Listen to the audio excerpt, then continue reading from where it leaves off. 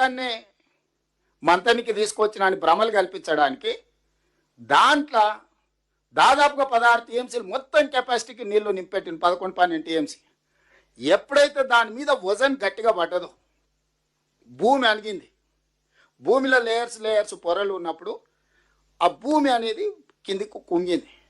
ఎప్పుడైతే ఇది కుంగిందో ఈ బ్యారేజ్ కింద పిల్లర్స్, ఇప్పుడు సీకెంట్ పాయిల్ టెక్నాలజీ అన్నాడు కదా, పిల్లర్స్ లాగా కట్టారు కదా ఇట్లా అన్ని వరుస పెట్టి, భూమి ఎప్పుడైతే తగ్గిందో ఈ పిల్లర్ ఈయన నిలబడిపోయింది, కిందున్న భూమి కిందికి పోయింది. కిందికి భూమి ఎప్పుడైతే పోయిందో ఇందులో నీళ్ళు యువతలకి బయటకు వచ్చినాయి. ప్రెషర్కి వాటరు ఇది ఇట్లనే ఉంది, దీని కింది నుంచి ఇసుక మొత్తం పోయి యువతలకి నీళ్ళు వచ్చినాయి. అప్పుడప్పుడు మనము కాలువ కట్టున్న కింది నుంచి నీళ్ళు పోతాయి కదా, లూజ్ ఉంటే ఎలకలు పొక్కలు పెట్టినప్పుడు వ్యవసాయం చేసే వాళ్ళు చాలామంది గట్లు గిట్లు ఉంటే ఎలకలు పొక్క పెడితే నీళ్ళు ఇడవంగానే అందుకెళ్ళిపోతాయి నీళ్ళు. మొత్తం ఇసుక మీద ఈయన బ్యారేజ్ కట్టిండు, ఆ ఇసుక మేడలు కట్టిండు. ఈ ఇసుక మేడలు ఎప్పుడైతే కట్టిండో యువతల నీళ్లు 16 టీఎంసీలు ఎప్పుడైతే నింపిండో రోజుల కొద్ది అట్లే ఉంచిండో దాని మీద ఎప్పుడైతే వెయిట్ అధికంగా బరువు అధికంగా పడ్డదో భూమి అనేది సెటిల్ అయిపోయింది. మధ్యలో పొరలు ఉన్న భూమి అంతా కన్సాలిడేట్ అయిపోయింది. ఎప్పుడైతే కన్సాలిడేట్ అయిందో ఈ పైల్స్ కింద ఉన్న పైల్స్కి భూమికి గ్యాప్ వచ్చేసింది. ఎప్పుడైతే గ్యాప్ వచ్చిందో ఇందులో నుంచి నీళ్ళు యువతలకి వెళ్ళినాయి. ఎప్పుడైతే నీళ్ళు వచ్చినో యువతలు ఉన్న స్ట్రక్చర్స్ అని కొట్టుకుపోయినాయి. ఎప్పుడైతే ఈ బ్యారేజ్లు వరుస ఇంత పెద్దది ఉంది కదా, ఏడైతే ప్రెషర్ వాడి నీళ్ళు పోయినో ఏడు కింద పోయిందో ఇది కిందికి పోయింది. అదే 19th పిల్లర్ 1.5 మీటర్స్ విత్-ఇన్ డేస్లో కింది కుంగిపోయింది. ఇట్లా ఉండాల్సింది. ఎప్పుడైతే కింది కుంగిపోయిందో గేట్ల అలైన్మెంట్, బ్రిడ్జ్ బ్యారేజ్ అలైన్మెంట్ ఎప్పుడైతే తప్పిందో గేట్ల అలైన్మెంట్ తప్పింది. గేట్ల అలైన్మెంట్ ఎప్పుడైతే తప్పిందో అది తెరుచుకోనికే మూసుకోనికే లేకుండా పోయినాయి. దాంతో 6-7 మొత్తం ఉన్న 2 కిలోమీటర్లలో ఉన్న పిల్లర్స్లో ఇది పోయింది. ఇప్పుడు కేసీఆర్ అంటాడు కానీ 4 పిల్లర్లు కుంగిపోతే ఏమైందని, వెన్నుపూసల 4 పూసలు పోయినాయి అనుకో. ఈ కాళేశ్వరం ప్రాజెక్టుకు మేడిగడ్డ బ్యారేజ్ అనేది వెన్నుపూస లాంటిది గోదావరి జలాల ఎత్తిపోతలకు. మీరు సింపుల్గా అర్థం చేసుకొని, ఒక మనిషికి కాలుకు దెబ్బ తగిలినా, చేతికి దెబ్బ తగిలినా, కన్నుకు దెబ్బ తగిలినా, ఒక కాలు లేకున్నా లేచి నడవచ్చు, కుట్టుకుంటానే అనవచ్చు. కానీ వెన్నెముకలో వెన్నుపూసలో 4 పూసలు దెబ్బతింటే ఇంకా వాడు చేసేది ఏం లేదు, మంచంలో ఎల్లెలకలు అనుకో చూడాలి ఏం జరుగుతుందో అంతే. ఇప్పుడు ఈ గోదావరి ప్రాజెక్టు మేడిగడ్డ అనేది గోదావరి ప్రాజెక్టులో వెన్నుపూస దెబ్బతిన్నది. ఇక చేసేది ఏంది లేదు, జరుగుతున్న చూడాలి. అట్లా వస్తుంటాయి నీళ్ళు, ఇట్లా పోతుంటాయి. దీన్ని ఇట్లా ఆపినావు అనుకో, 80,000 పుస్తకాలు చదివిన మేధావి 9.5 ఏళ్ళు కష్టపడి ఆపితే 3 ఏళ్ళలో కట్టిన కాళేశ్వరం కూలేశ్వరం అయి కుప్పగూలింది. మళ్ళీ ఇప్పుడు వచ్చి ఇంకొక వారం రోజులు నాకు కీరా నా తడాక చూపిస్తా అంటుడు. పోని ఆయన వచ్చి అడిగిండా, ఆయన రాడు. ఈ మిడిమిడి జ్ఞానం ఉన్న వాళ్ళందరినీ తోలుతున్నాడు. ఇక మీరు అడిగిరా పూర్ణస్తుతం ఏమంటాడు అని. మనం ఇంట్లో వాళ్ళనో వీళ్ళనో విలుచుకరా పండి ఇట్లా పిల్లల్ని పంపిస్తుంది చూడు, పోయి పతాలు ఆడుకునే వాళ్ళు ఊర్లారే వాడు ఉండడం జామేరు అని పిల్లల్ని తోలుతారు చూడు. కేసీఆర్ ఈ మిడిమిడి జ్ఞానం ఉన్న వాళ్ళని తోలి ఏది పడితే అది మాట్లాడి ఈరోజు ఈ పరిస్థితికి తీసుకొచ్చిండ్రు. ఇందులో పోనీ మనమేమన్నా చేసినామా?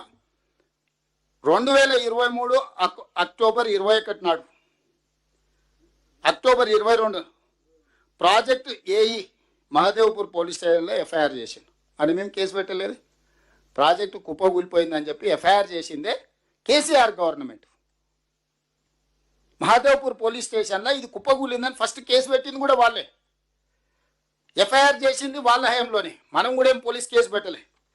దాని తర్వాత 23 అక్టోబర్ 22 తేదీన, అంటే సేమ్ ఆ ప్రభుత్వం ఉన్నప్పుడే national dam safety authority Medigadda కుంగుపాటుపై ఒక కమిటీని నియమించింది. వాళ్ళు నవంబర్ 1 నాడు NDSA నివేదిక ఇచ్చారు, ప్రిలిమినరీ నివేదిక. ఇది నివేదిక మొత్తం ఉత్తమ్ సార్ చెప్పిండు. ఇక్కడ ఈ నివేదిక అంత ఉంది క్లియర్గా, అందులో బేసిక్స్ మొత్తం ఈ నివేదికలు ఇచ్చేసారు. ప్రధానంగా వాళ్ళు చెప్పింది ఏంటంటే 19వ పిల్లరు 1.256 మీటర్లు ఆల్రెడీ భూమిలో గుంగిపోయింది. దీంట్లో ప్లానింగ్, డిజైనింగ్, నాణ్యతను నియంత్రించలేదు మరియు నిర్వహణ లోపాల వల్లనే పిల్లర్లు కుంగిపోయినాయి. అంటే ఏ ఒక్క దాంట్లో కూడా వీళ్ళు పాటించాల్సిన నిబంధనలు పాటించలేదు. నేను ఆ రోజు చెప్పిన కేసీఆర్ ముందు చూపుతో కరువు వచ్చినా కాలం కాకపోయినా నీళ్లుండే మేడిగడ్డ కట్టిండు కేసీఆర్ అని ఆ రోజు చెప్పినా ఈ రోజు చెప్తున్నా. నేను ఆయన అంటుండు, ఒక ఆయన అంటాడు ముందు చూపుతో కట్టిండు అంటాడు. అని నాకెంతో గుజ్జు లేదు, పొడుగు ఉన్నాడు, అది ఇదని మాట్లాడి. ఎస్, మళ్ళీ చెప్తున్నా, కరువు వచ్చినా కాలం కాకపోయినా నీళ్లుండే ఒకే ఒక్క ప్రాంతం మన తెలంగాణలో మేడిగడ్డ కనుకనే అడగట్టినాం. నేను ఉత్తగా చెప్తలేను. ఒకసారి స్క్రీన్ మన Kaleshwaram project right live stream చూపిస్తా. ఈ నిమిషానికి, ఈ సెకండ్కు మేడిగడ్డ దగ్గర ఒక్క నిమిషం, మేడిగడ్డ దగ్గర ఎన్ని నీళ్లు పోతున్నాయో this is live stream, official data. ఇది తప్పైతే నేను దేనికైనా సిద్ధం. రేవంత్ రెడ్డి ఏమన్నాడు? ఎలినో, ఫస్ట్ రేవంత్ రెడ్డి వీడియో పెట్టు. రేవంత్ రెడ్డి ఏమన్నాడు? ఎలినో వచ్చింది బై, నీళ్ళే లేవాడా, సుక్క నీళ్ళే, వీళ్ళు మోటార్లు ఒత్తమంటారు అన్నాడు. ఫస్ట్ ఆ వీడియో చూద్దాం. వర్షమే వస్తలేదు, నీళ్ళే వస్తలేవు అంటే వరదకెళ్ళి వచ్చే, వరద వస్తే ఒడిచిపట్టుకోవడానికి ఉన్న అవకాశం ఏంది, ఎత్తిపోసేది ఏంది?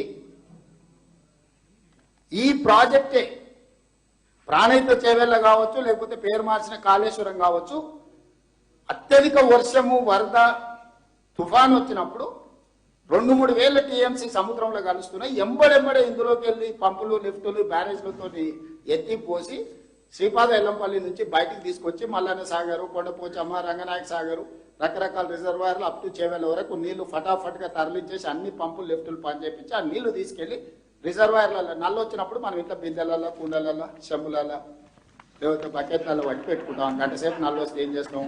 ఇంట్లో ఎన్ని ఖాళీ ఉన్నాయో అన్ని నింపి పెట్టుకుని ఆ పక్కకు పెట్టుకుంటాం. మళ్ళీ 24 గంటలు నల్లు వచ్చే వరకు పొదుపుగా వాడుకుంటాం. ఇదే సూత్రం ప్రాణహిత చేవెళ్ళ కావచ్చు, లేకపోతే ఈరోజు కాళేశ్వరం. అసలు now come to this is the live stream. This is not my story, not my figure. Revanth Reddy లాగా నేను సొంత స్టోరీ అసలే చెప్పాను.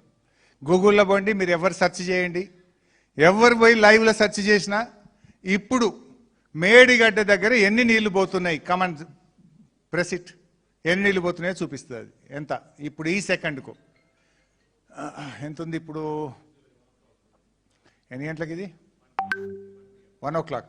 ఇప్పుడు మధ్యాహ్నం 1 గంటకు మేడిగడ్డ దగ్గర పోతున్న నీళ్లు టోటల్ ఇన్ఫ్లో 89,230 క్యూసెక్లు పోతున్నాయి. ఈ సెకండ్కు 89,230 క్యూసెక్లు పోతున్నాయి. రేవంత్ రెడ్డి ఏమంటుండు? అరే వర్షమే పడలేదు బై, నీళ్ళే లేవు బై, ఏడొత్తాలే, ఎవరిని వస్తాలే, నల్లొత్తాయి కదా బిందె నింపుకునేది అన్నాడు. మరి నీళ్ళు కావా అవి? Is it not water? 89,000 cusecs means almost 7.5 TMC of water is flowing near Medigadda. Why are you not switching on the Kannepalli pump house motors? 89,000 పోతున్నాయి. నిన్న చూడండి, లాస్ట్ ఎస్టర్డే, ఇక్కడ చూస్తే మీకు అర్థమవుతుంది. ఎస్టర్డే 122,000 పోయినాయి. నిన్న గత 3 రోజుల్లో 3,47,110 క్యూసెక్లు పోయినాయి. నెక్స్ట్ 24 hours 70,000 పోతాయి. This is the figure, official figure of central water commission. ఇది నాది కాదు, సిడబ్ల్యూసీ ఫిగర్, సిడబ్ల్యూసీ లెక్క.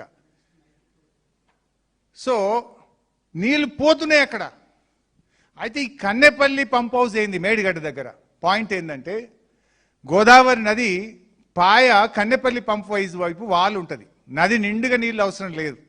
నదిలో ఎన్ని నీళ్ళు వచ్చినా మనం అక్కడ పోయి చూస్తే నదీ ప్రవాహం కన్నెపల్లి పంపు వైపు మనకు ఇటు స్లోప్ ఉంటుంది. ఇటు నుంచి నీళ్ళు డౌన్ స్ట్రీమ్ ఇటువైపు ఉన్నది, స్లోప్ ఇటువైపు ఉన్నది. సో మీరు ఇప్పుడు ఈ నిమిషానికి కన్నెపల్లి పంప్ హౌస్ లో మోటార్ లాంచ్ చేస్తే 3 TMCల నీళ్లు ఒక రోజుకి ఎత్తే అవకాశం ఈ నిమిషానికి ఉన్నది. You can lift 3 TMC of water at this moment. ఈ నిమిషానికి 3 TMCల నీళ్ళు ఎత్తే అవకాశం ఉంది.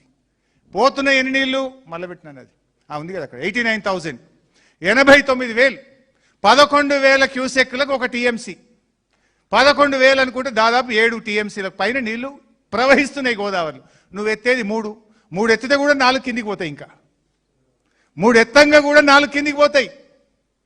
నీకు 89,000 వరద ఉంటే, అరే నల్లొత్తే కదా పోయి బిందె నింపేది అంటాడు, వాన పడితే కదా పోయి నేను మోటార్లు ఒత్తేది అంటాడు. అదే నేను చెప్పింది, నీకు గుజ్జు లేకపోతే నేనేం చేయాలి? అరే వాన పడ్డా పడకపోయినా కాలమైనా కాకపోయినా మేడిగడ్డ దగ్గర నీళ్లు ఉంటాయని చెప్పినా అగో అదే 89,230 క్యూసెక్ల నీళ్లు. ఓత్తావా? నీ విజ్ఞత. నీకు రాజకీయాలు ముఖ్యమా, రాష్ట్ర ప్రయోజనాలు ముఖ్యమా, రైతు ప్రయోజనాలు ముఖ్యమా? Now do you decide mister Revanth Reddy.